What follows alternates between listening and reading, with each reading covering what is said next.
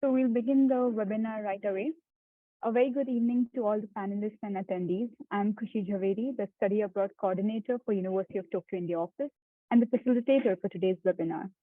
I have also been joined by Ms. Vaishnavi as a sub-facilitator, and she's from the University of Tokyo.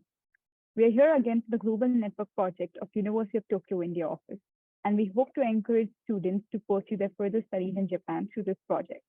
In today's webinar, we have been joined by several renowned universities in Japan, and each of these universities will give us a 20-minute presentation about their programs in the undergraduate, graduate, and doctoral levels, followed by a 5-minute Q&A session. We also have our expertise who will help you today with any questions you have regarding Japanese universities. Please post your questions in the Q&A portal and not the chat box. The questions that will be asked in the chat box will not be answered by the panelists. Please make sure that you're asking your questions in the Q&A portal. And panelists, please make sure to turn off your video and audio when you're not presenting.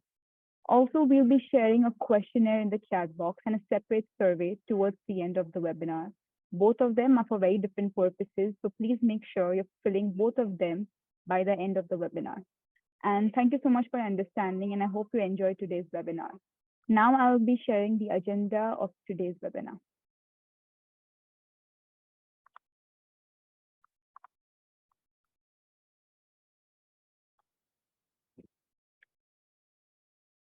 I hope everyone can see my screen. So first, we'll have a brief introduction by Ms. Sakshi Roy, the Assistant Manager of the University of Tokyo India Office. Then we'll have the University of Tokyo, and we'll have Professor Roichi Imasu from the Atmosphere and Ocean Research Institute, followed by a presentation by the Yokohama National University by Professor Akira Hosoda from the Institute of Urban Innovation. Then we'll have a presentation by Kyoto University, and the representatives of the university are Professor Adam Guy from the Graduate School of Biostudies and Professor James from the Graduate School of Biostudies.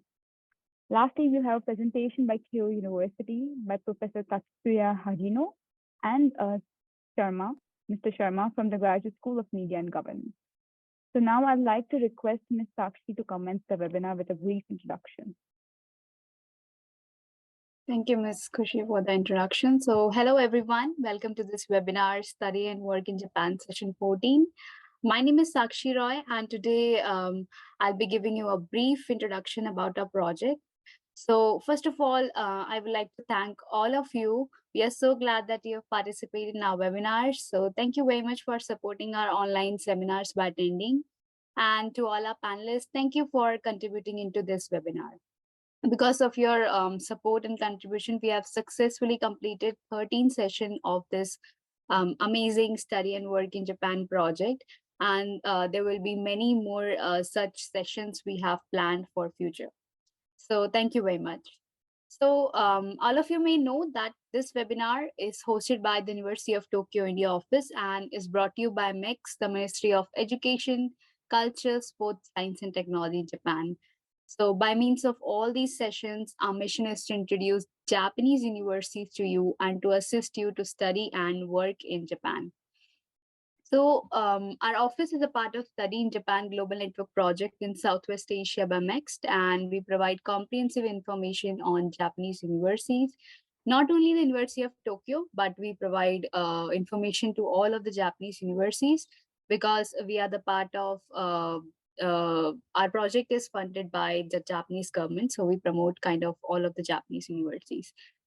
We organize education fairs and seminars throughout India, and we also manages the committee for Japanese and Indian alumni. So about our webinar, there will be 3 to 4 different Japanese universities representing in each session, national, public, and private universities.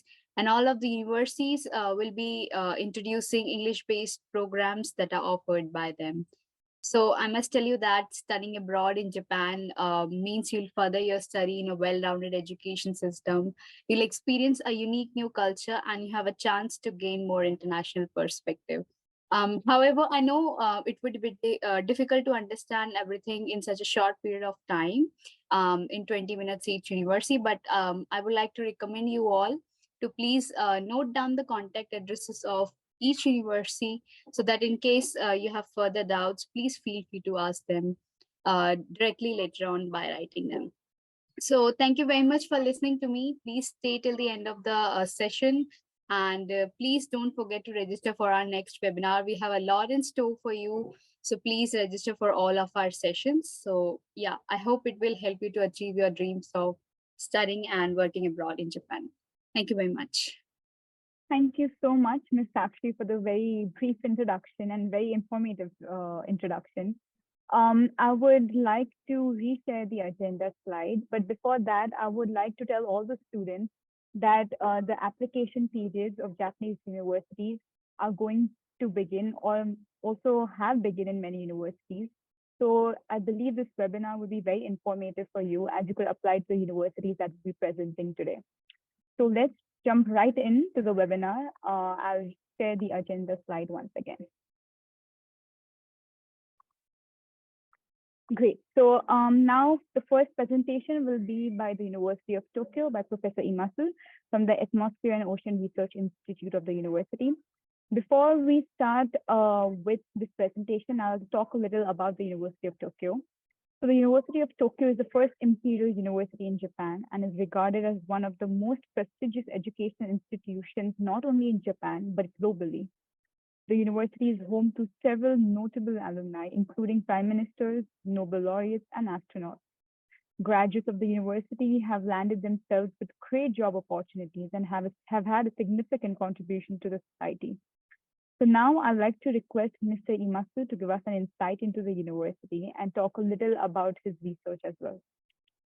Over to you, Professor Imasu.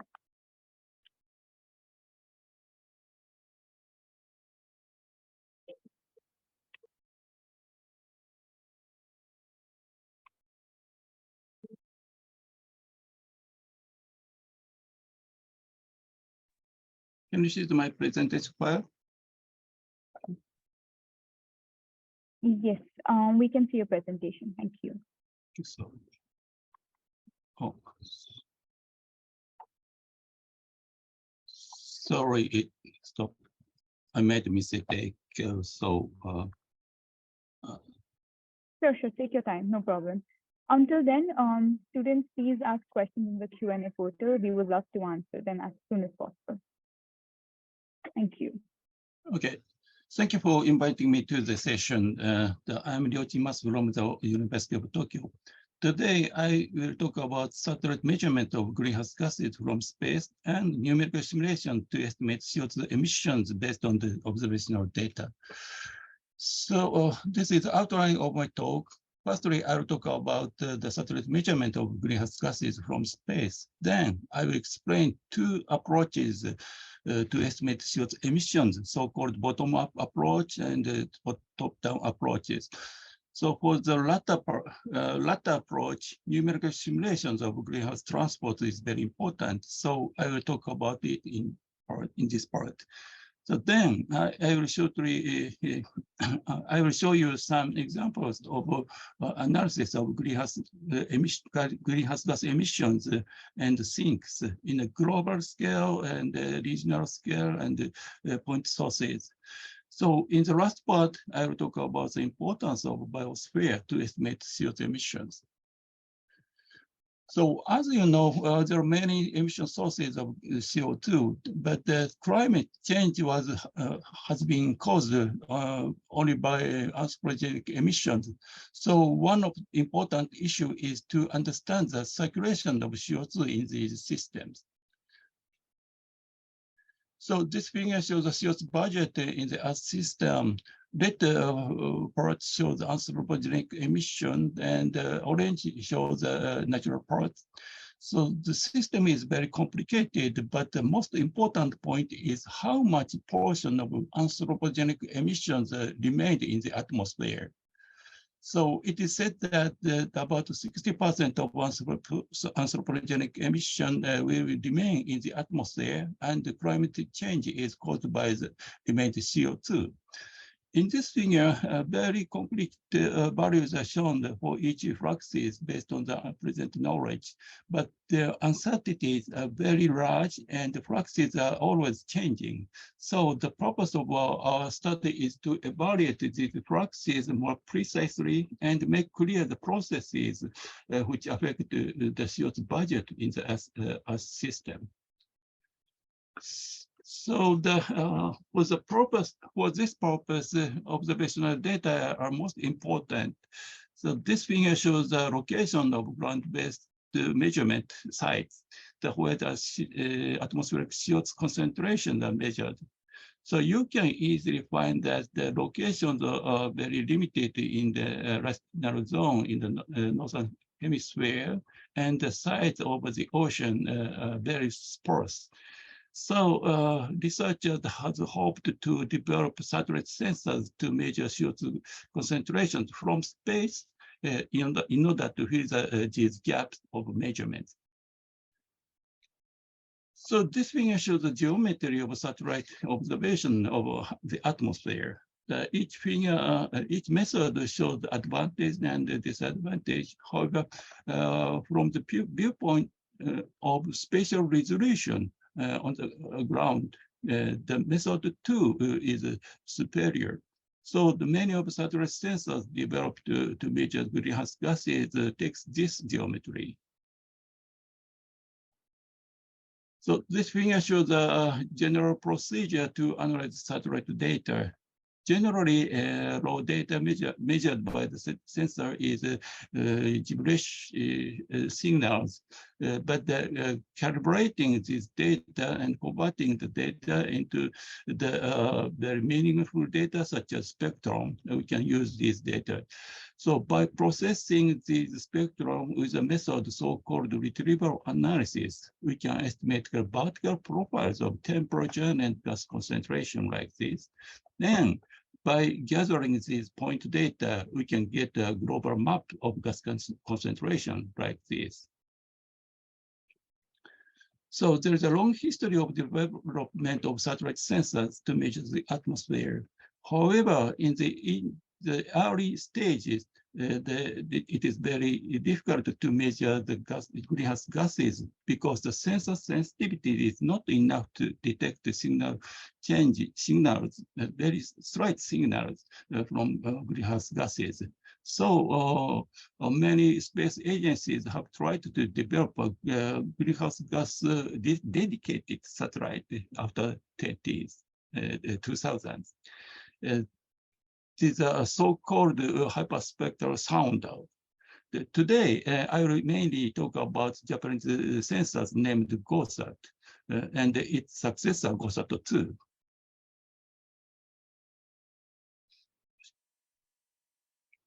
So these schematics of satellite and photos of main sensor of the satellite. GOSAT was launched in 2009, but it's still alive and is continuing the operational normally. So it can measure CO2 and methane globally. The successor GOSAT-2 was launched in 2018, and it can measure carbon monoxide as well as CO2 and methane. So now we are planning to next satellite named GOSAT-GW. So GOSAT-GW will be launched next year. So these are a series of Japanese satellites developed by Japanese agency and Japanese Space Agency and ministry that carried out the administration related to greenhouse gases. So this is an example of the global maps of CO2 and methane observed by GOSAT. So values are monthly averaged in August. In some areas like this, we cannot get data because of clouds.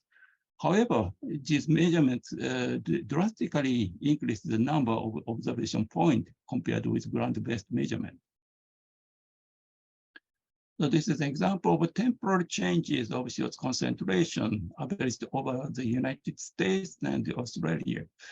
So as you can easily see, it shows a very clear seasonal variations in the Northern Hemisphere. On the other hand, the seasonal variation is very weak in the Southern Hemisphere.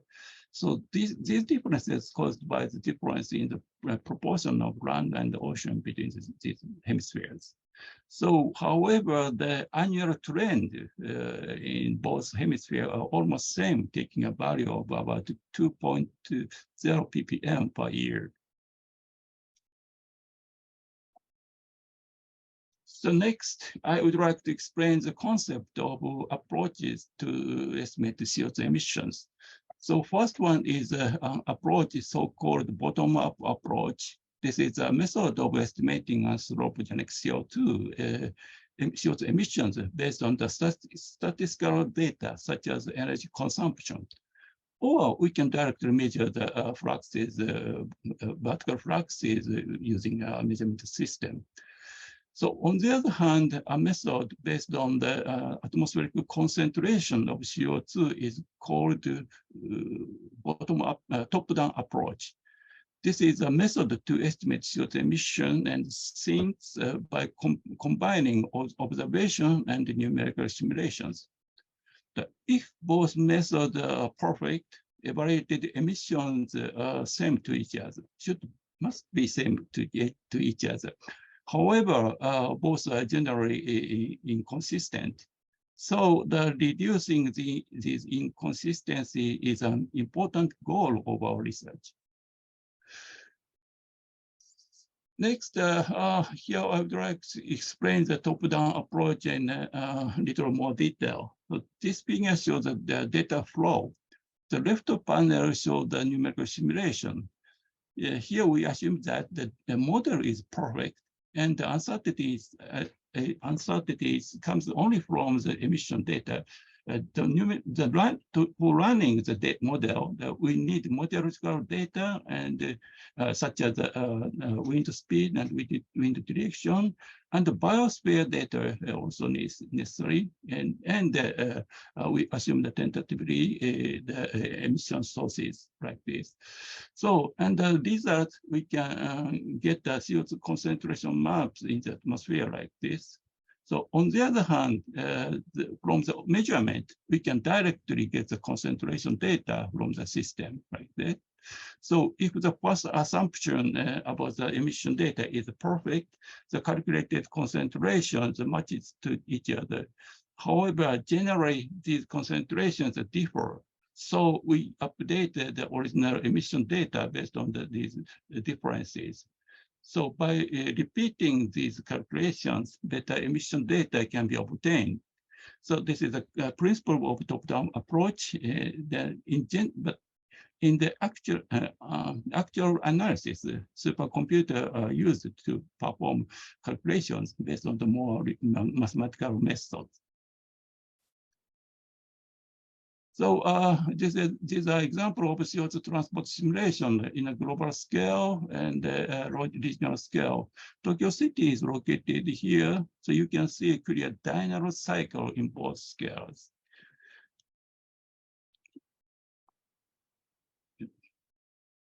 So in a global scale analysis, it is difficult to resolve countries and cities with a special resolution of satellite measurement.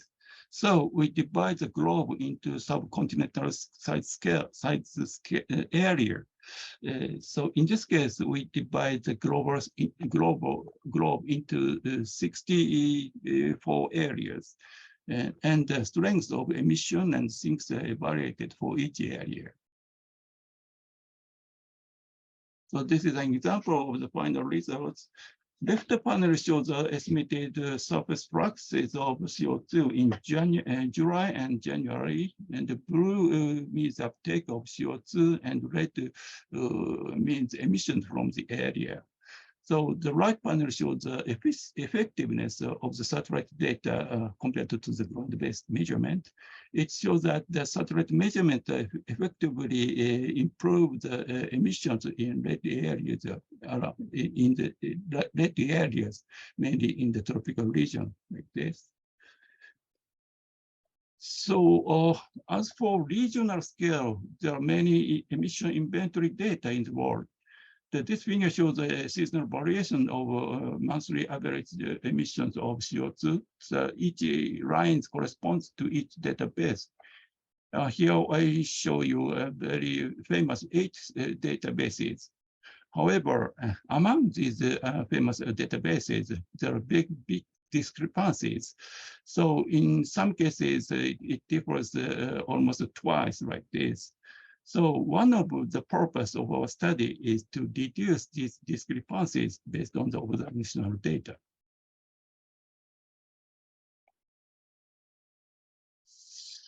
So as GOSAT and GOSAT2 are designed to mainly monitor global scale phenomena, observation points are very sparse around the cities. So we have conducted a specific observation around cities using a targeting mode of the satellite. This is an example of the observation point based on the simulation. So this is by accumulating the targeted data, we can get a shoot map around the city. So this is an example of the results obtained around Tokyo City. You can see many high concentration area around the electric power plants near Bay Area like this. So using these data as input to the analysis system, we can finally obtain the information on the CO2 emissions. So in this example, I used the GOSAT data observed at 16 points around the Tokyo City. And as a final result, I obtained the update of emission like this. So it shows that emissions are larger around Tokyo Bay by about 5% compared to the initial value.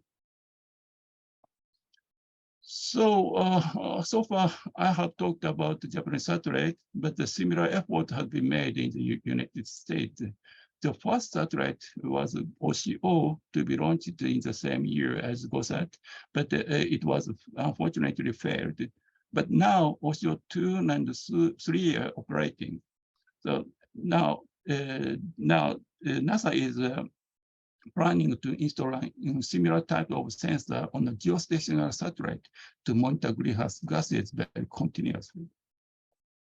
So these are examples of OCO2 and 3 data observed around Tokyo City. It seems the coverage seems to be very good, but the temporal frequency is not enough. So it is better to combine Japanese and US satellites to obtain enough data in both temporally and spatially. So recently, there has been increasing interest in monitoring CO2 emissions from point sources. To meet the demand, a Canadian venture company has developed a very high resolution satellite named GHGSat. So here is an example of the methane plume emptied from a coal mine. So this sensor can capture the very complex shape of the small plume like this. So this is another example of the analysis of point source emissions from big power plants. So Dr. Nazar analyzed the CO2 data, which are observed on the downwind of the plant. So by comparing this triangular feature of the data with a diffusion simulation, he evaluated the total amount of CO2 emitted from the power plant. So in the last part, I will talk about the importance of the biosphere. Many of big cities like Tokyo and London cities are surrounded by forest. So if the wind speed is 5 meters per second, the air parcel travels 9 kilometers in 5 hours. So it means that all air masses over Tokyo City are exchanged in this period. So it is very important to estimate the contribution of vegetation through the photosynthesis and the respiration processes to estimate the anthropogenic emissions from urban area. So for this purpose, we have developed a biosphere model by which we can calculate gross primary production and the respiration of vegetation surrounding big cities. So these calculations are based on various types of satellite data and formulation like this. So this is an example of the calculated gross primary production. So recently, we upgraded the model to be able to calculate GPP and the respiration more precisely and hourly. So this is a calculation flow of the model. This is the calculation flow of the model, and this part is for GPP, and this part is for respiration, and the total emission and sink evaluated joining these two components like this.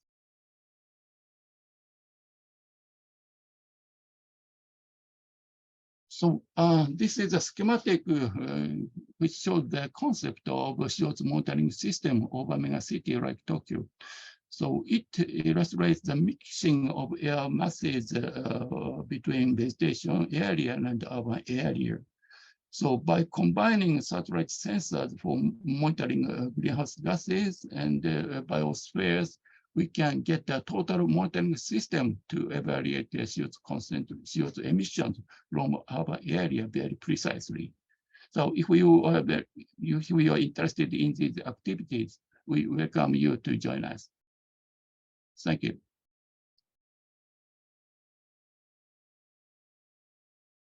Thank you so much, Professor Imasu, for the very detailed presentation. There are several questions in the Q&A portal, but I believe most of them are about the graduate and the undergraduate programs at University of Tokyo. Would you like to talk a little about the undergrad and graduate programs at University of Tokyo? Because many questions in the Q&A portal are related to that. So, is there any question you would like to answer from the Q&A portal? Graduate program, undergraduate program. So I need to access to the website, but it's okay, no problem. Okay, I was. Could you talk a little about how students do research in your laboratory? Is there any process that international students need to follow when they're working with you? If they're interested in your subject, how could they contact you? How is the research process like? So today I was asked to make a presentation, not including the explanation about the graduate school and other. Right. So I cut all of them. So sorry. So but in our institute, only a graduate student joining us. Yeah. So the undergraduate students are belonging to other faculties. Okay. Yeah. So after graduating, so the many foreign students joining us as a master course student or a doctor course student after graduating the university. Okay. There are some students today who are interested in chemistry, green chemistry, or like environmental chemistry. Fields related to the environment, which I suppose aligns with your research as well. So if students want to join your laboratory as a graduate student or a PhD student, should they contact you?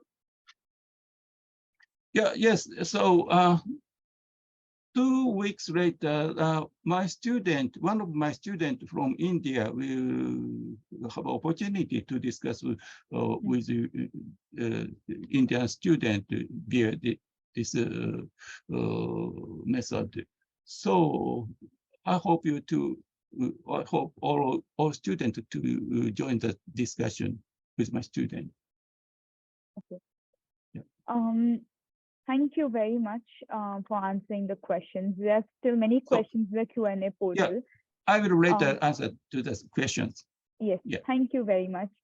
Many students have asked questions about graduate and undergraduate programs at University of Tokyo. I have shared the links in the chat box, so please have a look at those links. Undergraduate programs, University of Tokyo has 2 undergraduate programs, and it has several graduate programs as well. So I would like to recommend students to go to these websites because a lot of the information about the programs are on the website.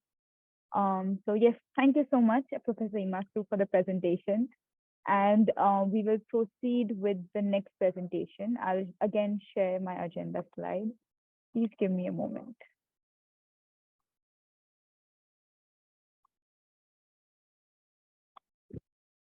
So now we'll have a presentation by Yokohama National University. First, I'll talk a little about the university. So YNU is a reputed national university in Japan. It has been evaluated highly in the business world and was ranked #1 in its region.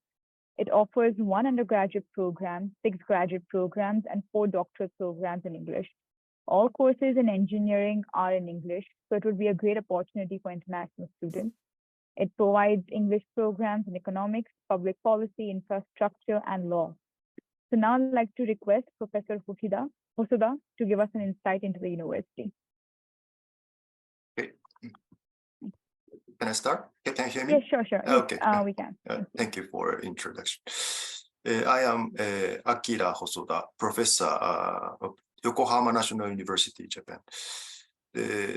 I'll introduce my university and international student program for master and doctor course. First of all,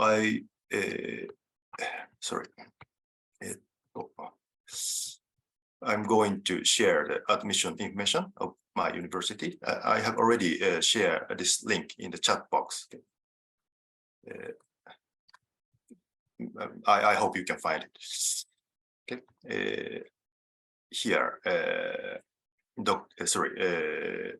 degree programs offered in English for undergraduate program, master program related to chemistry and life science also, and doctoral programs, etc. Please check it if you're interested in studying in YNU. Next, I hope you can see the screen. This is very important. 1-page PDF. I tried to share this PDF in chat box, but sorry, I don't know why, but I couldn't. So later I will show you give you the contact email address. So if you're interested in studying in my department of civil engineering, don't hesitate to contact me. If the coordinator of this workshop noticed that the application has started in Japan. Okay, so for example, if you click this one, okay.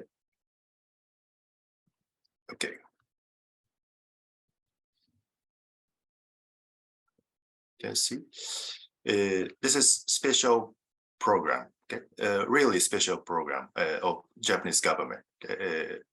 Actually, my department, civil engineering department of Yokohama National University, is the most powerful department in my university to offer fully English studying program. Okay. Here you can find next Japanese government. Okay. The civil engineering next special program. Now it's open. Okay. Sorry, here 5 doctor students and 2 master students, of course, with Japanese government scholarship, will be selected every year. Okay. Here, the second special program. Very few universities in Japan have 2 or 3 special programs. Okay. YNU is not huge university, but again, my department has 2 special programs. Here, 3 doctor students, PhD candidate, and 1 master student will be selected every year. Like that, it's already open. So I can share this PDF file summarizing all the scholarships related to our department. So don't hesitate to contact me. Next, I will use this slide. Again, I tried to share this PowerPoint file in chat box, but I couldn't.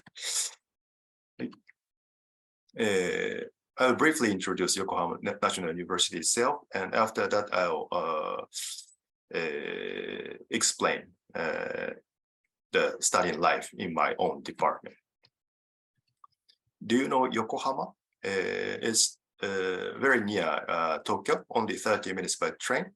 And my university, YNU, is not huge university, around 10,000 students, but it's a very, all the students and faculty staffs are living in one campus, so very compact and comfortable campus. We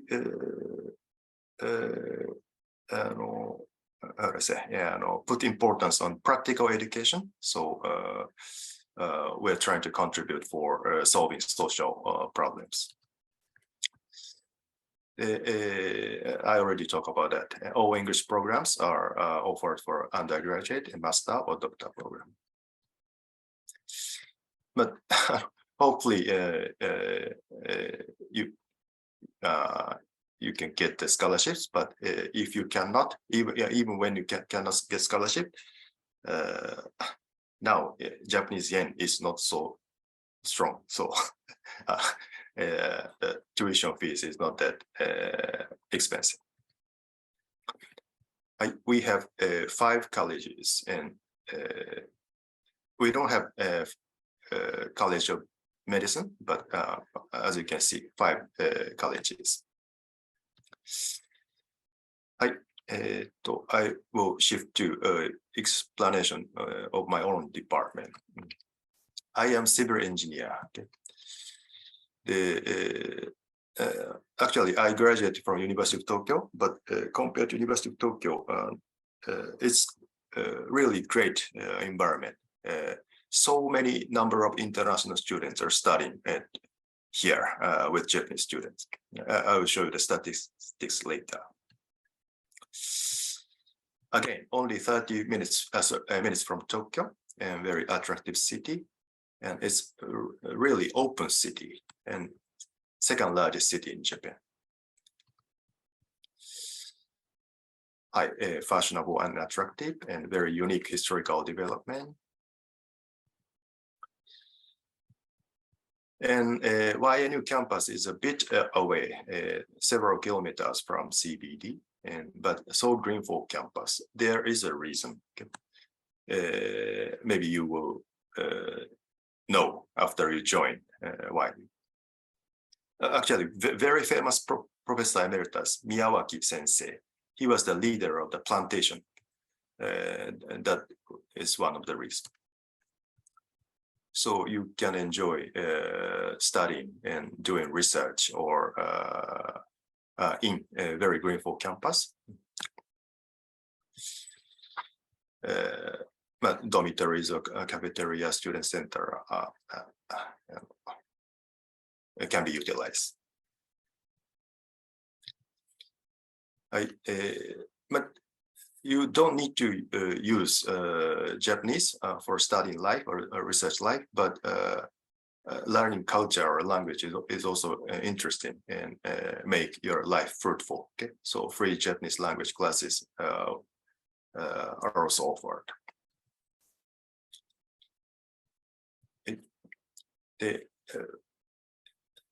This is the information about my own department, civil engineering department. There are 5 research fields, and so many numbers of master students and PhD candidates are studying, supported by excellent staffs. In my department, there are 5 research groups related to civil engineering, bridge and structure, estuary and coastal engineering, like that. I belong to concrete engineering. I'll briefly introduce, very briefly introduce these 5 research groups. First group is about bridge and structural engineering. Now, Professor Katsuchi is the dean of our graduate school. The keywords of this research group are shown here.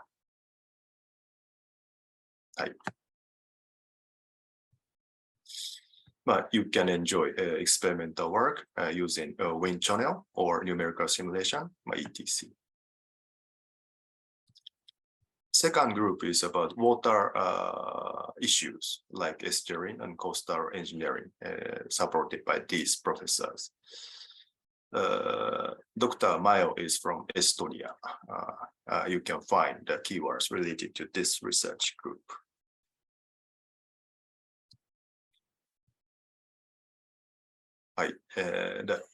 Some examples in this research group too are shown in this slide. But you can enjoy field investigation also, riding on a ship.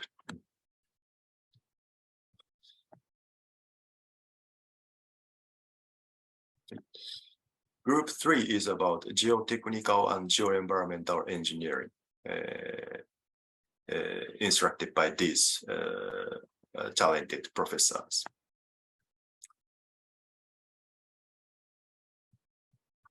This group treats geomechanics or geodisaster, geoenvironment, of course, environmental friendly system or material, and maintenance of geostructures.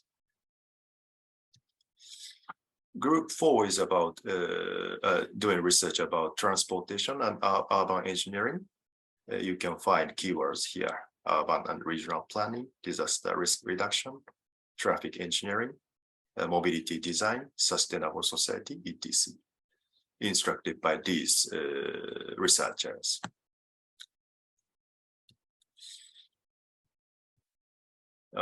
Maybe you know Toyota, so safety and smoothness of road traffic, or driving behavior simulation analysis by simulator, etc. Or they are trying to improve, they are contributing to improve the traffic system in developing countries. I myself belong to this research group, concrete engineering. As you can easily imagine, we are earthquake-prone country, so our technique is I can say that by far the best in the world. So you can study structural mechanics, material development, of course, sometimes zero cement, carbon neutral material, and durability and management, etc. So there are so many kinds of scholarships, not only Japanese government, but sometimes World Bank or JICA or etc. So all of them are summarized in that PDF file.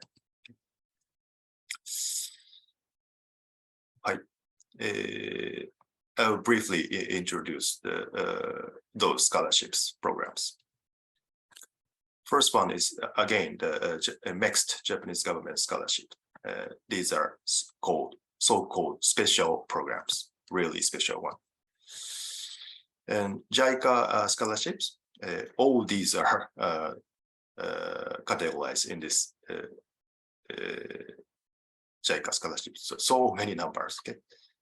Sometimes this one is India, Japan IITH scholarship, IITs.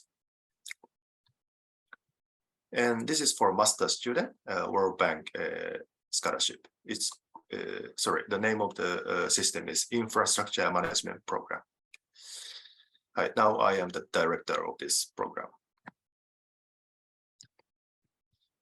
So due to our efforts, the number of students, international students studying in our department is drastically increasing, especially recently, okay? From many regions of the world. Okay? That's why activities to support the comfortable studying and research life of international students are offered. Welcome party, technical visits, our own Japanese language classes is also organized. To accelerate those international activities, many kinds of worldwide connections have been established with many universities or research institutes.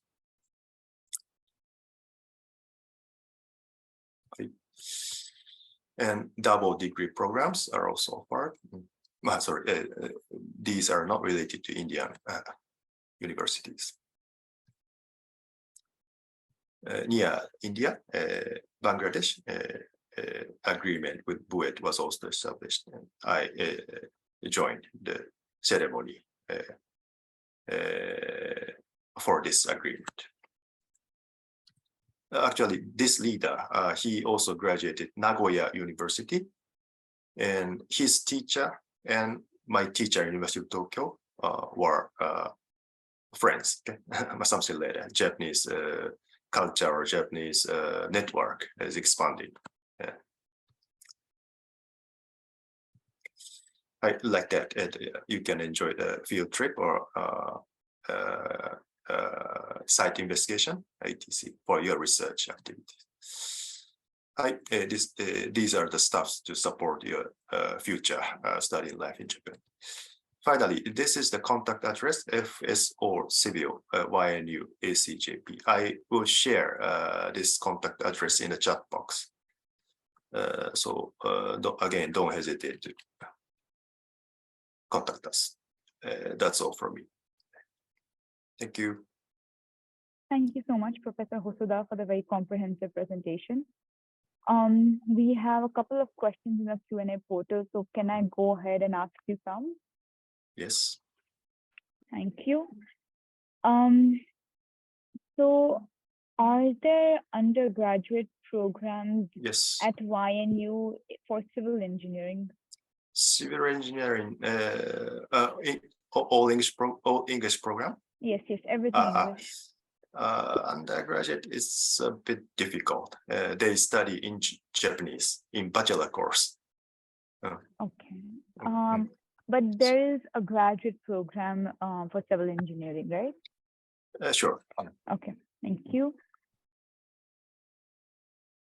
Is there any graduate or undergraduate program in software engineering?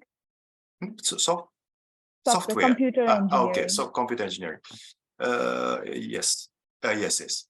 But again, for bachelor course, a bit difficult for you to study only in English. Okay. There's one small program, but it's the program covers whole area, so with no specialty. Okay. So if you, I recommend you to join for graduate school. Thank you. When is the application period for the undergraduate course? If one wants to enroll in 2023 at YNU, when are they supposed to apply for the undergraduate program? Undergraduate program? Yes. English program? English program. Sorry. I hope you can see this website. So all English program for undergraduate program is only this one, YCCS. So okay. Please check it later. Okay. Is the undergraduate program, which field is it in particular? Is it civil engineering? Is it design, urban design? What field is the undergraduate program about? This one? Yes. YCCS? What is the degree for students who want to? So this is not engineering. This I don't know how to call it. Maybe philosophy? Not engineering, sorry. Okay. Okay, thank you.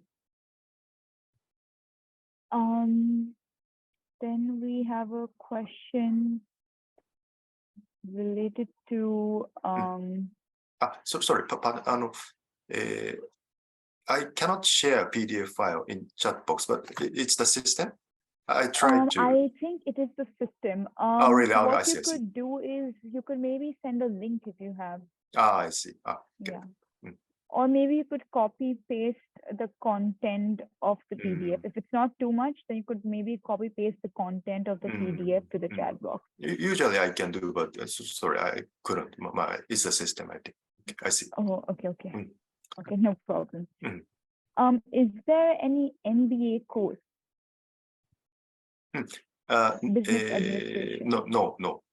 Okay. Mm. Thank you.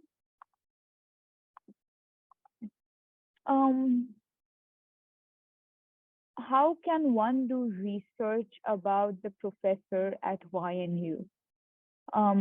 Regarding the doctoral programs and the master programs, if one wants to apply to these programs, how do they get information? Are they supposed to contact the professor or the admissions office? Yes. So, for example, if you are interested in my own department, civil engineering department, you can contact this email address. Okay, my staff, FSO staff will answer. Okay, if you are interested in other departments or other graduate schools, etc., you can refer the YNU website, or if you cannot find the contact address, again, you can come to this contact address. We will support you. Okay. Thank you very much. I believe most of the questions have been answered. If there are more questions in the Q&A portal later on, you could go ahead answering them. Thank you very much, Professor Ueda, for the very comprehensive presentation. Thank you. I'll reshare the agenda slide. So now we'll have a presentation by Kyoto University. So Kyoto University is one of the oldest and the most prestigious national universities in Japan. It was selected as a top type university for the top global university project by the Japanese government. It has generated several distinguished prime ministers, Nobel laureates, and world-class researchers. It has also opened doors for international students to pursue a career at multinational companies in Japan and the overseas. So now I would like to request Professor Adam and Professor James to give us an insight into Kyoto University.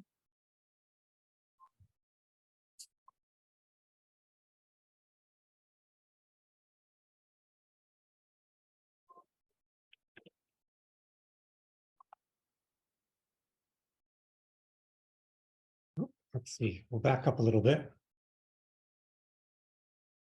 Okay, this is our beginning. My name is James Haina, and sitting in my office with me is Professor Adam Guy. So I took off my mask so that we could give our presentation together.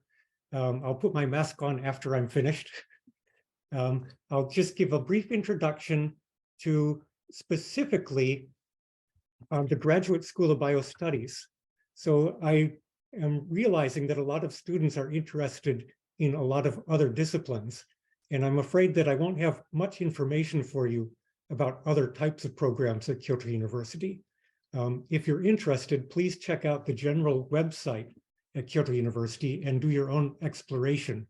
I think other departments and other graduate schools have their own information for you.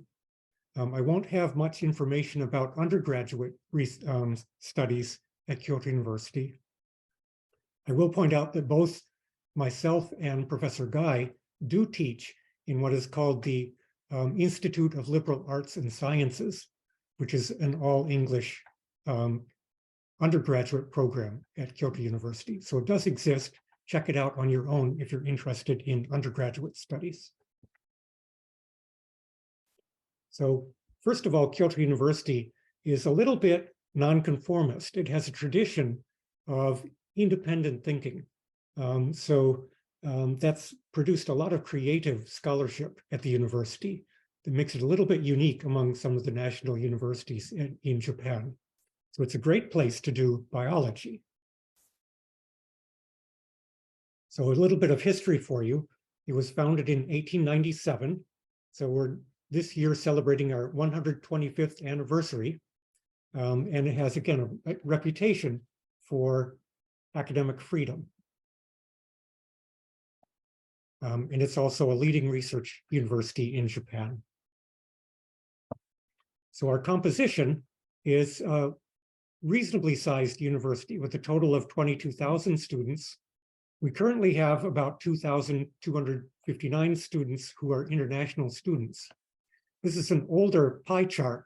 And so with the coronavirus, we've lost some of our international students. So we're down to about a little over 10% international students. And they come from a wide range of countries.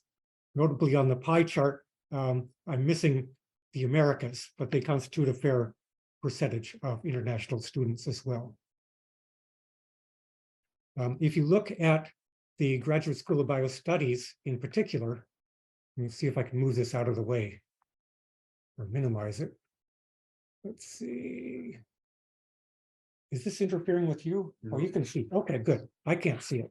You can see it. Among our students in the Graduate School of Biostudies, we have a total of 267 students. So it's a relatively small graduate program.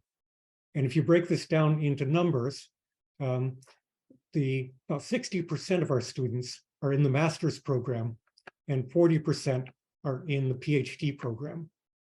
So in the PhD program, we have a little bit of a pileup in third-year students as they panic trying to publish their publication in order to graduate.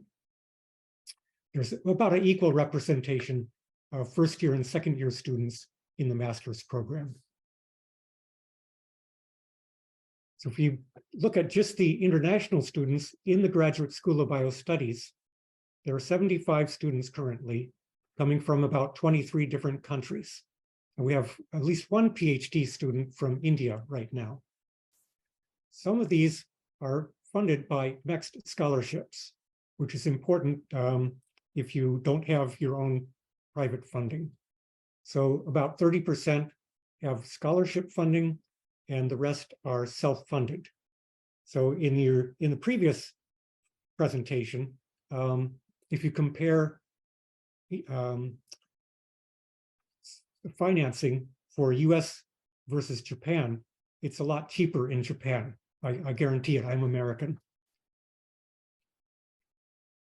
Well, the way that we organize this is we have independent master's and PhD programs. So the master's program is a 2-year program. It consists of coursework, primarily research, and writing a master's thesis. There's another independent doctoral program, which is a 3-year program that consists of research, coursework. You need 1 published article and then a thesis.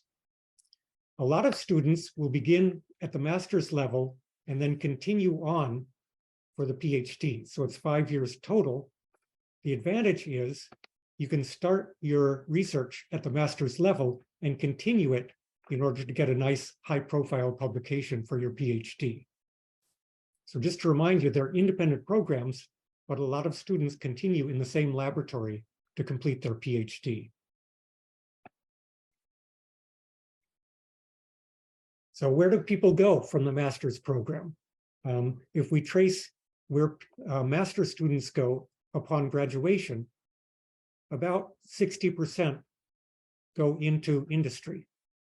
The others continue on into the doctoral course. Some of them leave our graduate school and go on to pursue PhD programs elsewhere. There are some rare students who have gone to Europe for their PhD. One student finished the master's and then went into a PhD program in the United States. So that's possible. The large percentage of master's students who continue in the doctoral course go on in the same laboratory. So in a PhD program, where do students go? So if you look at industry, this varies, it fluctuates from year to year. Currently, a large percentage of the students go into biopharma. And these could be biopharma industry collaborations. They get kind of an inside track through connections at Kyoto University. There are a fair number that go into the food industry. And we'll see later on in my presentation how the labs are divided. Some are in agriculture and plant science, and the rest are connected to cancer biology, etc.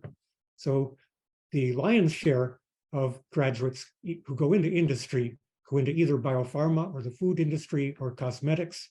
And then some go into healthcare, some go into IT and IT technology, some even go into finance. So there's a wide range of options in industry for you.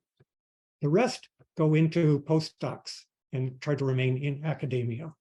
And these can either be in Japan or Europe or the United States or elsewhere in the world. So a little bit about our program is it has a very short history. Kyoto University is celebrating its 125th anniversary, but our GSB program was started in 1999, I think. And the Global Frontier in Life Science program is our English-based program. So that was launched only about 10 years ago.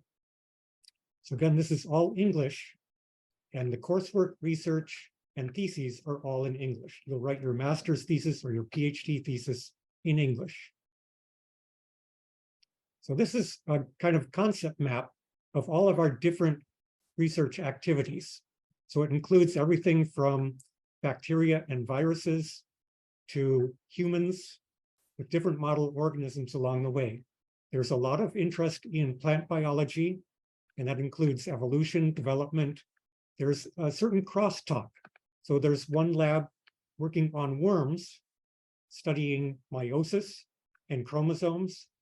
And there's another lab studying basal land plants, also interested in the evolution of sex chromosomes. There's a huge component in all of this involving genetics, genetic engineering, and then we progress to neuroscience. There's a large interest in our graduate school of neuroscience, neurodevelopment, and also cancer. So there's a lot of crosstalk. You go from genetics to epigenetics, you go from cancer, you're looking at stress response, signaling. In amongst all of this is an interest in food and energy, and this whole concept of homeostasis, how cells and organisms maintain their status in a changing environment, whether it's a cellular environment or an environment, tumor microenvironment, etc. So take a little time just to explore all these possibilities. And as you go and explore the website of the Graduate School of Biostudies, there are links to all of the different research topics and all of the different faculty who are doing research in the Graduate School of Biostudies. So don't have a link right here for you to explore, but take your time after the program and go to the website, and you can find entry links on the website for Graduate School of Biostudies to start looking at research opportunities. So in a nutshell, to complete the master's program, you need one compulsory subject. That's just one credit. You need 9 credits of elective subjects. And then the rest of your credits are just research, just working in the laboratory. So you get credit just for doing your daily research. So the actual academic credits doing coursework are pretty minimal. So again, for the master's program, there's no publication requirement. I think maybe in other countries or other universities, even master's students need to publish. That's not a requirement in the Graduate School of Biostudies.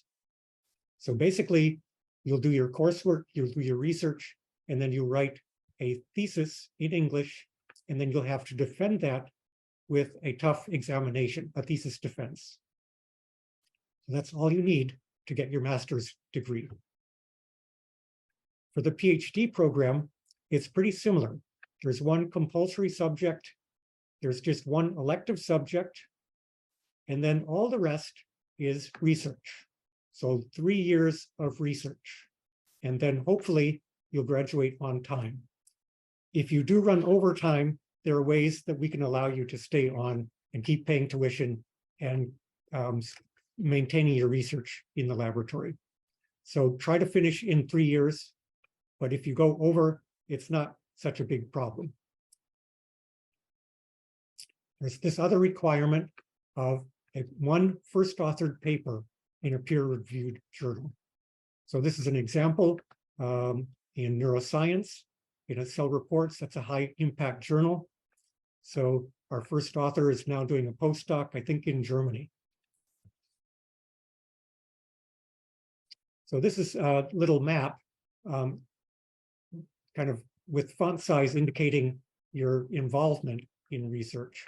So both the master's and PhD programs have minimal coursework.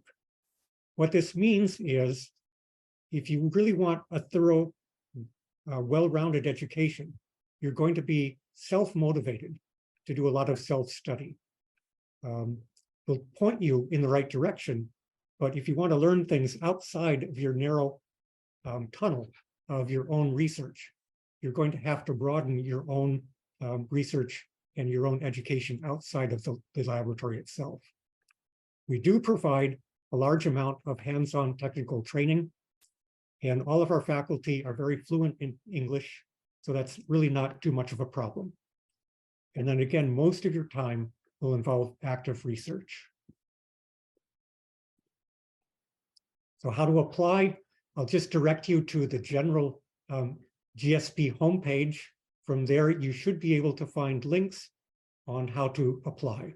Okay, so I'm sorry I don't have direct links to provide into the chat box, but if you do your own investigation in the Graduate School of Biostudies, it's a pretty easy website to navigate. So you should be able to find this information. So in order to apply, we request a document screening. We'll cover that a little bit later in terms of application materials. In addition, we follow up with an oral exam, which consists of an interview. Usually we conduct that via Zoom. So we'll ask you some general questions to test your knowledge of biology, as well as some other questions just to test your ability and your aptitude in English to study in Japan. So along with that, we require all master's program applicants to take the GRE exam. And we know that our application period has already opened. So it's kind of a crunch if you haven't taken the GRE exam already. I think you only have a couple of weeks before you hit the deadline for the GRE exam. So if you're interested in a MEX scholarship, I think there's already some information posted on the chat about MEX scholarships. Please look into that and contact the Japanese embassy in India to get more information. So admission guidelines generally, you'll apply through the AAO office at Kyoto University. So here's their website, and please, I think on the chat, there's more information for you already uploaded on that. So contact them. You'll be applying through the AAO office. And one deadline to keep in mind is January 10th, 2023. That's coming up very soon. The deadline for the GRE test, that test score has to be submitted by November 30th.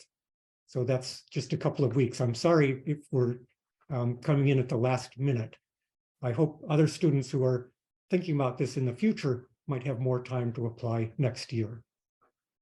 So what you need is you'll need transcripts from your university, at least 2 recommendation letters, fill in the application form and the fee, and you'll need a valid TOEFL or IELTS score to convince us that your competence in English is adequate for our graduate program.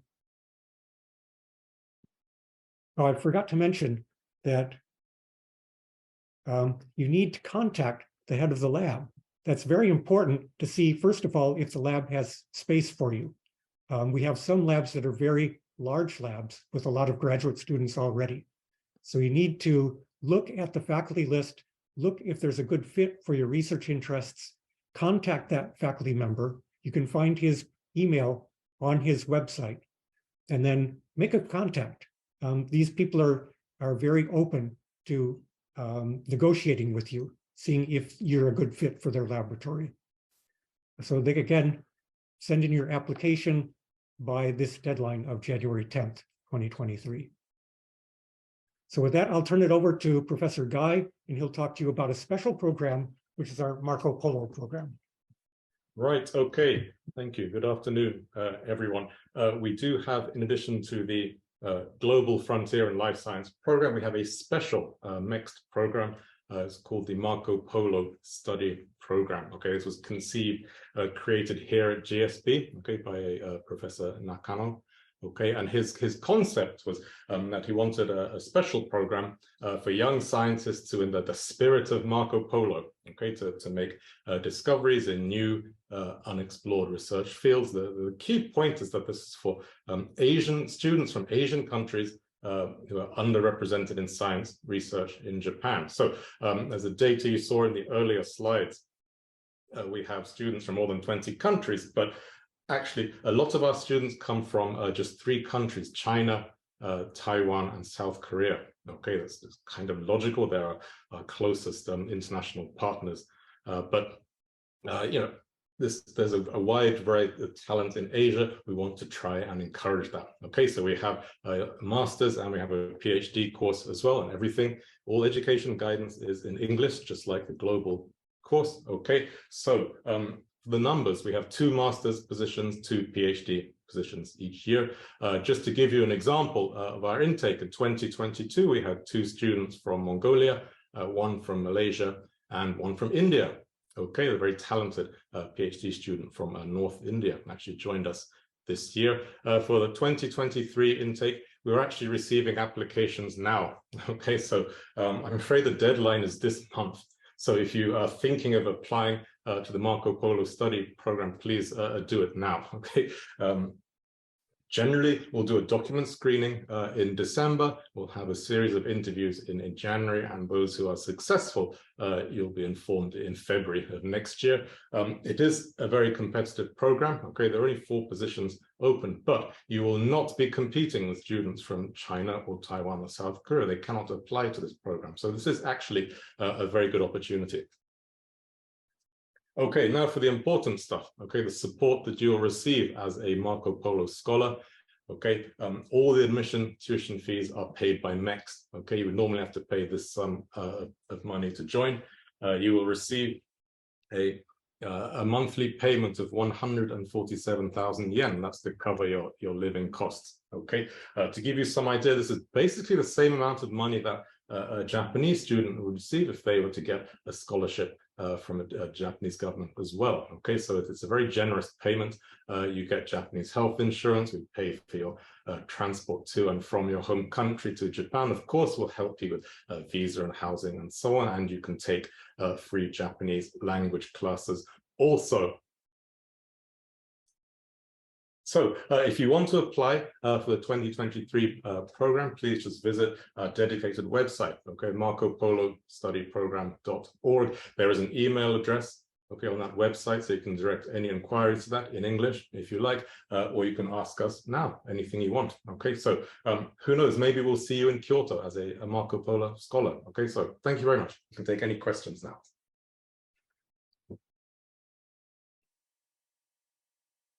For the very insightful presentation. I suppose most of the questions in the Q&A portal have already been answered. But there's one question that I would like to ask you. Is there any graduate programs in the field of biotechnology? And what are the job opportunities that a graduate from Kyoto University would potentially get? I think there are connections to biotechnology. I'll take off my mask. Sorry. Most of our research is basic research, basic science, but there are some labs interested in drug development, drug research. So there are some direct connections to applied biology. So some labs are looking on anti-cancer drugs, or drugs to treat rare genetic diseases. Every lab is doing CRISPR knockouts, a lot of genetic engineering. So the tools that you'll learn in the program are directly applicable to bioengineering. Thank you. Regarding the Marco Polo program, what are the kind of subjects that people get to learn? Is it centered around biology, or is it business? What is it like? What kind of research can one do? It's basically the same as the global program. It's just the funding Okay. source is different. So you would join a lab and do research. Yes. And also for the previous question about job opportunities, a lot of students who graduate from GSB with a master's or a PhD, they end up in actually food companies like food technology, things like that. Companies like Ajinomoto, Glico, and Yakult, you may have heard of. They're actually some of the largest companies and corporations in Japan, and very prestigious jobs. To get a master's student, my lab recently just joined Yakult, the company.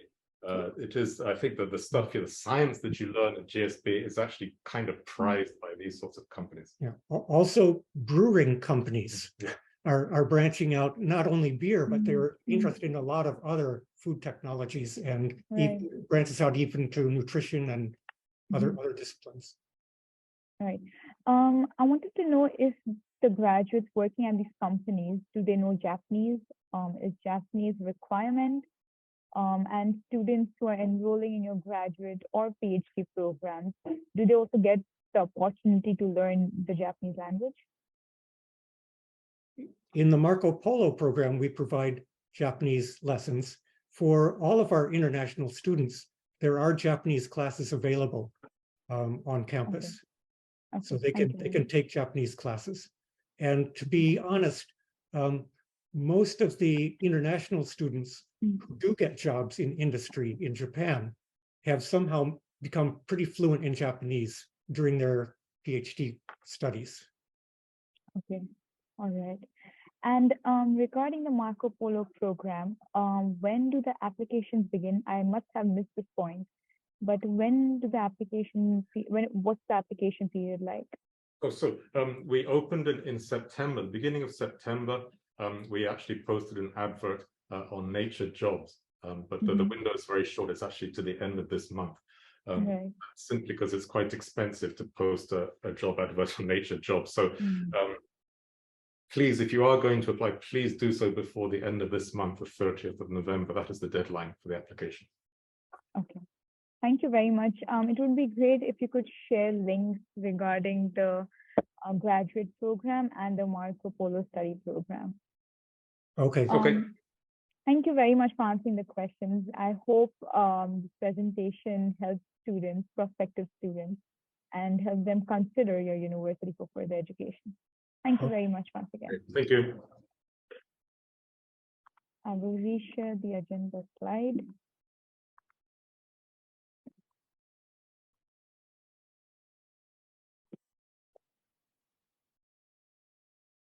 So lastly, we have a presentation by Keio University. So Keio University is an eminent private university in Japan, and it was founded by Yukiji Fukuzawa, a notable public figure often founded in the 10,000 yen banknote in Japan. Keio University is a world-class research institution with undergraduate and graduate programs in many disciplines. It has several international partners and is also home to many notable alumni, including CEOs and prime ministers of many places, especially companies and the Prime Minister of Japan, of course. So now I'd like to request Professor Tatsuya and Mr. Sharma for talking about the Media and Governance program and giving us an insight into Keio University. Thank you very much for the introduction. Just a moment. Yes, share the slides. I hope you can see my slides. Yes, we can. Thank you. Thank you. My name is Tatsuya Hagino. I'm a professor at Keio University, Faculty of Environment Information Studies. Thank you very much today to have this kind of special opportunity to explain about our university as well as some programs. Today's topic we would like to cover is about, first of all, about Keio University, what it is. And I belong to something called Shonan Fujita campus, or in short, SFC. I explain SFC. Then there's an English program called GIGA. I'll briefly talk about the GIGA program. Other, we have graduate schools of media governance in SSC, so I will explain. Now, finally, about admission, scholarship, and accommodations. And we also have a student, one of our students, and he will explain about his experience about student life at SSC. So first of all, Keio University. Keio University actually has 6 campuses around the Tokyo areas, the 3 in Tokyo and 3 in Kanagawa next to Tokyo. And we have Mita campus, our headquarters, covering humanities and sciences. And we also have Hiyoshi campus in Yokohama. Where also in the National University Yokohama is located, and Hiyoshi for general education. And we have Yagami next to Hiyoshi for the science and technology. And we have in Tokyo 2 more campuses, Shinanomachi for the medicine and Shiba-Kyoris for the pharmacy. And SFC, where I belong, is a little far away. It only takes 1 hour by train. It's very convenient to come, and also very close to sea. A lot of the people around the Tokyo area come during the summer for swimming or surfing and so on. And SSC is for integration technology and science and technology and social science. Also we have a nursing and medical care faculties. So the 6 are somehow distributed. And we are private university, unlike the Tokyo University and Kyoto University and National University of Yokohama. The private university has a founder. So our founder is Yukichi Fukuzawa. He's already explained that he's famous. If you come to Japan, you can't miss, because he's on the face of 10,000 note. And the Keio University is very old, founded in 1858. First private institution of the higher education in Japan. Actually, the Keio actually stands for the name of the period, about 160 years. Currently, the Reiwa, a long time ago, it was called the Keio. So we started in the Keio period, so we named Keio University. In Japan, we have Meiji University, Taisho University, Showa University, those universities. Among them, we have Keio University. And our founder is very famous of the book called An Encouragement to Learning, because learning is very important. So he explained why you need to learn. And he started the Keio University for everyone to come. And we are keeping his spirit. The first and most important is Dokuritsu Jison in Japanese, independent self-respect. We are independent from government or whatever. We can do researches, whatever we want to do. And we are very proud of what we are going to do. And so on, that's self-respect. Also, the things we study has to be useful for the society. That's Jitsugaku no Seishin, practical learning. Also, since we are the first university in Japan, there were no teachers. Actually, Yukichi Fukuzawa was the only teacher. Others are all students. So everybody has to teach while learning, as well as learning while teaching. So we teach each other. We still do that. And finally, our school symbol is something like the cross pen sign rather than cross swords. In Latin, Carumus Gradio Fortio, that means pen is mightier than the sword. We should discuss and so on, instead of fighting using swords. That's our spirit. We are keeping this spirit of the Yukichi Fukuzawa up to now.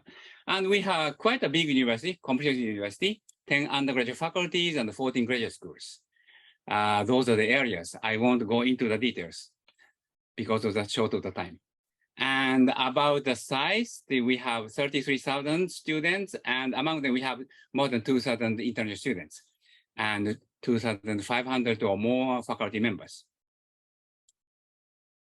And for the student life, we have more than 500 these clubs and circles. Circles are very lightweight clubs. If you are interested and any years, there's groups you can join and enjoy your student life. And we are very proud about our alumni network called Mita Kai. Mita is the place where we started, that headquarters is, and Kai is a group. So Mita group is our alumni network. So we have 309,000 or more graduates of Keio University working or actively in all over the world. And inside the Japan, we have more than 800 Mitakai, regional Mitakai, as well as for each company may have a Mitakai as well. So if you join to the company, then that graduate, our alumni will help. Also, around the world, more than 20 Mitakais are there. And for the achievements of the Keio University, QS World University Ranking 2022 as well as 19, we are ranked first among the private university in Japan. And also QS Graduate Employability Ranking of 2022, we are ranked 56 globally. So our graduates are doing very well in the society. For the international activities, we have more than 150 exchange partners like Brown University, University of Pennsylvania, University of Edinburgh, and so on. So not only coming to Japan, but you may also join to one-year exchange program to go abroad to yet another country. And now about SSC, one of the campus. And this campus is quite new compared to the history of Keio University. It started in 1990, and it is known as the first place in Japan to connect to the internet. We are now connected to the internet from everywhere, but at the time of 1990, we are, or SSC, this campus is the only place which is connected to the internet. And all the traffic of the internet in Japan was going through this Shonofisa campus. Actually, Keio University is the first one to have the internet, connecting Keio University and Tokyo University. That's the first internet. And we are still in the very big research laboratory for internet kind of related research. So we build a campus on top of the internet, in a way. And why choose the SSC? Because of the campus was created to see the future, because the future was very complicated. We don't think that one disciplinary is good enough to solve the problem. So multidisciplinarity or interdisciplinarity was very important in SSC. And I'll tell you more about the rest of the things. First of all, our cultural structure is very different from other universities, very flexible. In New Jersey University, for the first 2 years, you may study about the basics and then move to the third year, fourth year to the research areas. But in SSC, it's different. There's no grade boundary. The first year students can take any subjects available, advanced subjects and fundamental subjects. Or in the fourth year, if you are unsure about something, then you may go back to fundamental subjects. So there is no kind of grade boundary about what you need to study. Depending on knowledge, you may choose the advanced subjects or fundamental subjects, whatever you want. And in the middle, to guide your study, there's something called seminar, or in Japanese, kenkyukai, or research group by the professor. The usual university, this seminar starts from the third year, fourth year, but in SSC, you may start from the first year. And right after joining to the Keio University, you're going to join the seminar and discuss with your problem with the professors and the others. And that will guide you what kind of subjects you need to take and so on. And finally, you finish with something called graduation project. And you may continue to the graduate school. So because of this flexibility, or if in the same campus for the whole 4 years or 6 years or whatever, you may shorten. It doesn't take 4 years to graduate. You may shorten to the 3.5 year early graduation system as well as even with the master course, the bachelor and master course, 4-year integrated education program. So within 4 years, you may get both bachelor and master degrees. And among them, you may study also about the English. We especially create something called GIGA program, Global Information Governance Academic Program. This is the English program for all the subjects, all the studies in the SSC. Faculty of Policy Management and Faculty of Environmental Information Studies. 2 faculties offering this GIGA program. The field of research is diverse, actually. The Nobel Computing and Communication System. Actually, I'm a professor in this area, computer science areas. Also, we have the bioscience as well, advanced bioscience areas or environment design, city design, or human environment, cognitive science, or design, media design art, design engineering. Those are the faculty of environment information studies offering.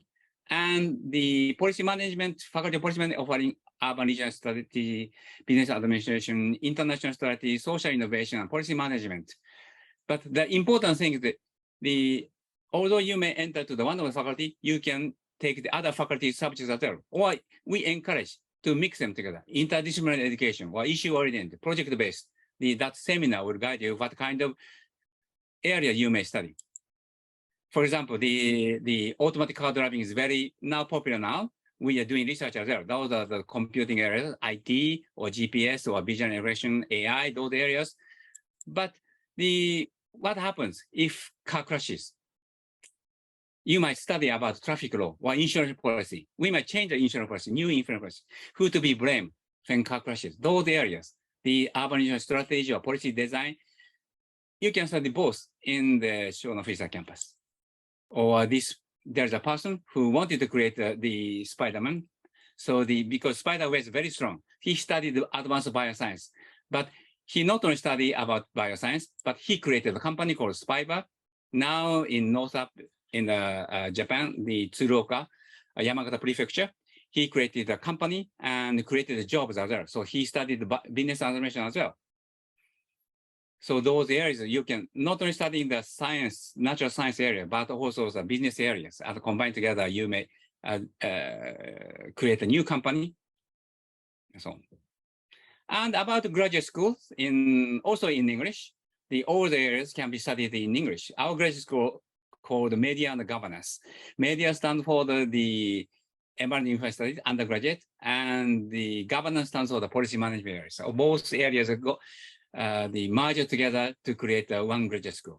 And we have 8 areas we divided in: GR for global governance and regional strategy, AC for human security and communication, PS for policy management, social innovation, CB for cognition, sense making, and biophysical skills, or EG for environment design and governance, X design, XD for X design. X stands for this time is any design, or extreme design. Cyber informatics, actually I belong to cyber informatics containing the network, internet, or the computer science, or now currently AI or the quantum computing, those areas. Also finally about BI for system biology.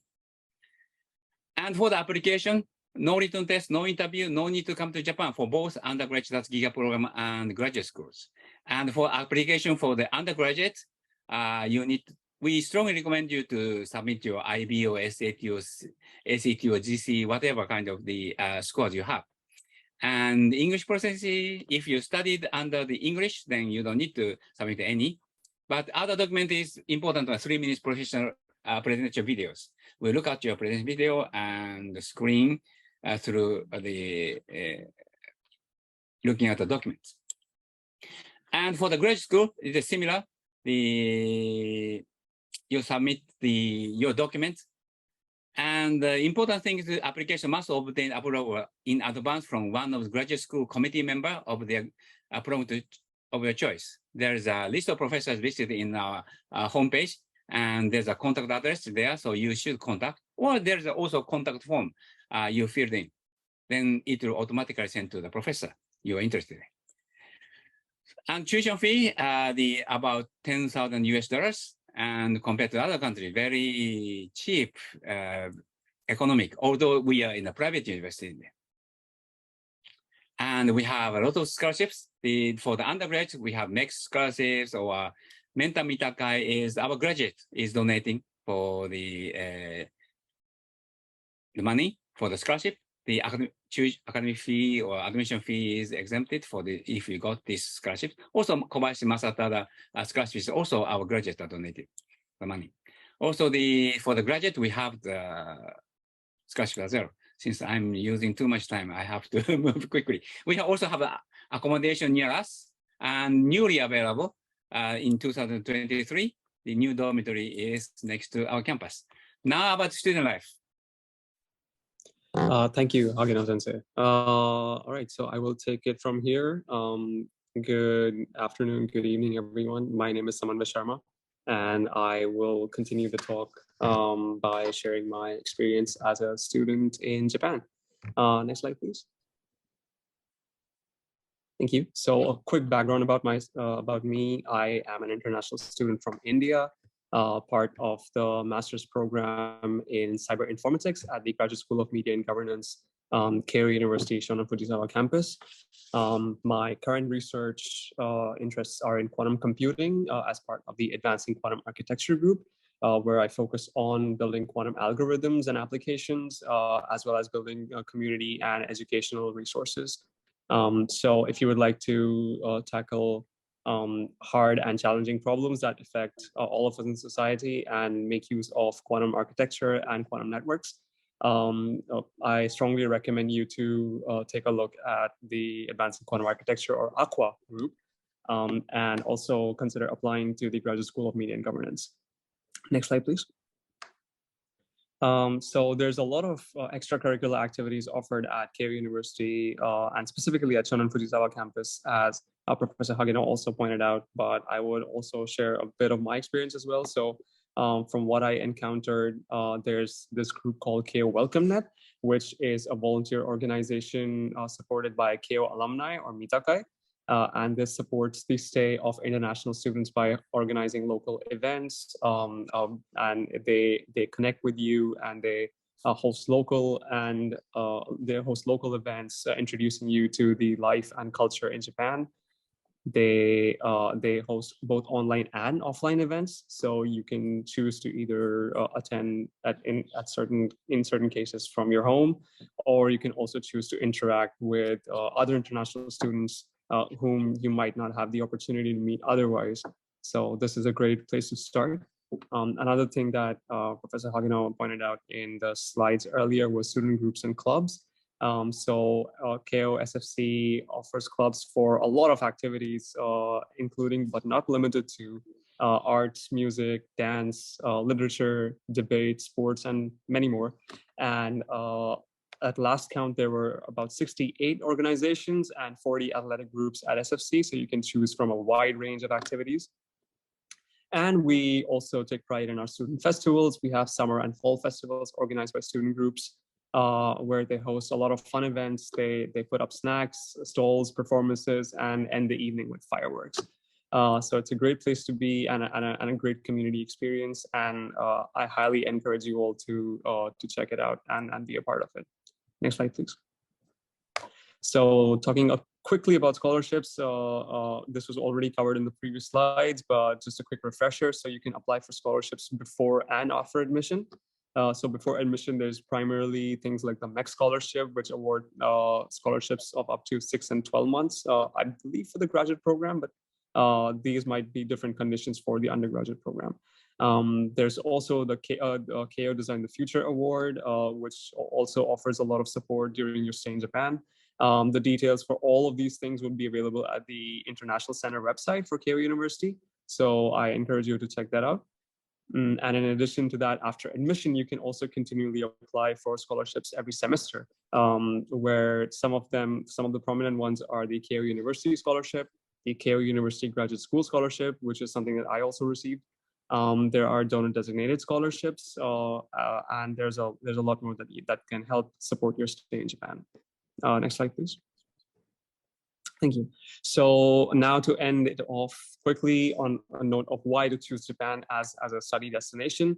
There's of course there's no two thoughts about it being a huge and popular hub for science, arts, and culture. Japan has a vibrant history of integrating sciences and arts and culture together, and it would be a great place for you to explore and to learn about. Japan has an extremely high quality of life standard from my experience, and you would immediately see the difference from the moment you step out of the airport. The education costs and the quality of education you get is in my experience, a lot better at a relatively better tuition cost. We also saw that in a graph earlier. And there's a lot of scholarship opportunities for international students. There's specialized work opportunities, especially if you're a multilingual. So it's not only that you need to learn Japanese, but there are also jobs that can be offered to you with say an English specialization. So there's opportunities for all kinds of work here. And this is just an incredibly diverse and enriching social experience and a personal development experience. And it's a really fun place to be as a student. And finally, next slide, please. And why should you choose Keio SFC? Why should you come to Shonan Fujisawa campus? It's an awesome campus. It's the architecture and the environment. It feels like connecting closer to nature while you're also connecting to technology. So it's a very nice experience, and the people here are incredible. Everyone's really helpful, and you can reach out to them for absolutely anything. The community is really strong, especially for international students, and the staff and students here support you at every step of the way. If there are any questions, any concerns, anything that you would like to discuss or share on your mind, people would be here to listen and to help you and guide you throughout the way. And as also mentioned earlier, as described in high detail, there's a lot of flexible research opportunities and a lot of programs like the GIGA program. So I encourage you to check that out. And being at SFC also allows you for a lot of academic and industrial collaborations and exchange opportunities. In my own experience, being at SFC really pushes you to take initiative yourself and try to be the kind of developer, the kind of engineer, the kind of contributor to society that you want to be. So this place really allows you to take initiative and shape your own education the way you want to contribute to society. And if that's something that excites you, if that's something that you can relate to, I highly encourage applying for the undergraduate and graduate programs. And if you do choose to do so, I hope to see you soon here in Japan. All right, thank you so much. So if you have any questions, you may send to these others. Yeah. Thank you. Thank you so much, Professor Katsuya and Mr. Sharma, for the very comprehensive presentation, a very detailed presentation. Thank you so much for sharing your experience, Mr. Sharma. As a Keio University student myself, I'm also from SFC, and I believe SFC would be a great platform for prospective students as well, as it allows students to build their own curriculum. It's very flexible and an interdisciplinary curriculum. So I would highly encourage people to come to not only Keio University, but all the universities that have presented today. Many questions in the Q&A portal have been answered, but I would like to ask you some questions.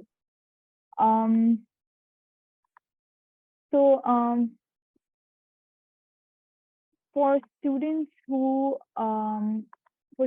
do not have, for students who come to Japan, not as a student, not through the student visa, but who are permanent residents of Japan, can they also apply to the graduate programs or the doctoral programs at Keio University?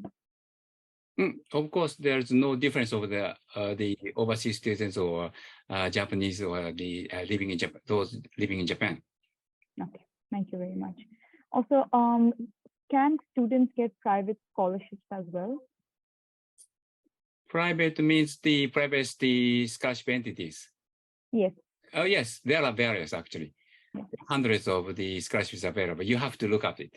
And each is different for those for the Japanese and those for the foreign students and so on. So you have to see the conditions. Will help. And for every semester, the students register to those scholarships, and the office will select those eligible comparing to that, and recommend you to submit or something like that.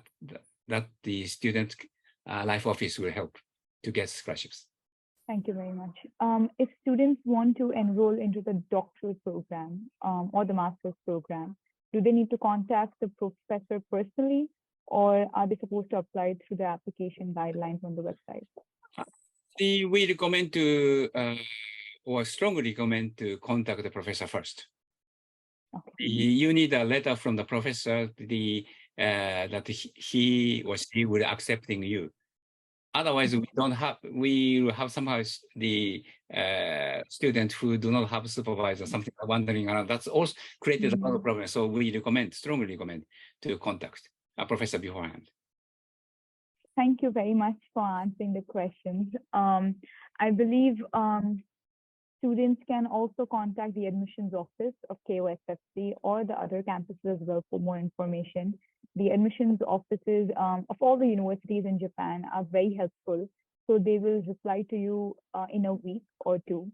So I would highly recommend students to visit the websites of the programs and contact the admissions office if they have any questions regarding the application process or the documents required. And they would definitely help you. Also, I would like to remind all the students that the application periods have opened for many universities for undergraduate, graduate, and doctoral programs.